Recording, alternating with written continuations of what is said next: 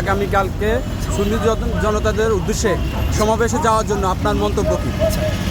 সম্মানিত সুন্নি জনতা, দেশবাসী, আপনাদের সকলে অবগত আছেন আমাদের মৌলানা শহীদ মরহুম শহীদ রইসউদ্দিন উনি যেভাবে নির্যাতিত হয়েছেন আপনারা সকলে অবগত আছেন। আসলে আমরা একের পর এক কর্মসূচি দিয়ে যাচ্ছি, কিন্তু আমাদের প্রশাসনিকভাবে রাষ্ট্রীয়ভাবে কোনো পদক্ষেপ নেওয়া হচ্ছে না। বিধায় আমরা একের পর এক কর্মসূচি দিচ্ছি এবং আমাদের সুন্নি জনতা রাজপথে আছে। আসলে রাজপথে থাকা তো সহজ কথা নয়, এটা কঠিন কাজ।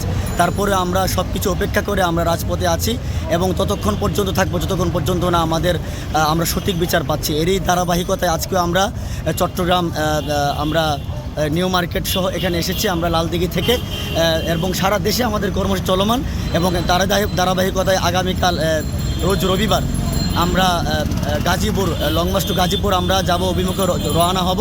এটা সফল লক্ষ্যে আপনাদের সকলকে এখানে উপস্থিত হওয়ার জন্য আমি আহ্বান জানাচ্ছি এবং আমাদের এটা ইমানি দায়িত্ব আমি মনে করছি, কারণ আমরা যদি এখন পিছপা হয়ে যাই তাহলে আমাদের সকল সুন্নি জনতার একটি কলঙ্ক নেমে আসবে এবং আমরা কালকে একটা শিক্ষা অর্জন করতে পারি। যেহেতু আমাদের ঢাকার যে সমস্ত ভাইয়েরা ওনারা যে সমস্ত বিড়িবাদ ভেঙে ওনারা যে স্বরাষ্ট্র বাসভবনে ওনারা যে অভিমুখে রওনা হয়েছিলেন এবং তিনারা সফলও হয়েছেন, অতএব আমাদেরকে তাদের কাছ থেকে শিক্ষা নিতে হবে এবং আমরা সব সময় সত্যের পথে ছিলাম, আছি এবং সত্যের পথে থাকবো। আর আরেকটা মেসেজ দিচ্ছি, সুন্নিও সবসময় শান্তির বিশ্বাসী।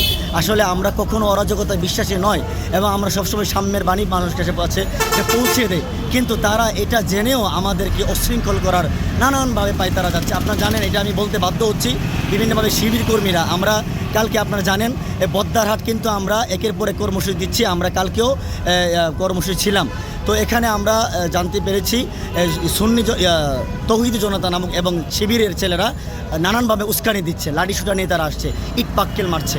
এরপরে আমরা সকলে তৎক্ষণাৎ জড়ো হয়ে আমরা ওইটার মোকাবেলা করেছিলাম আগামীকাল রাতে।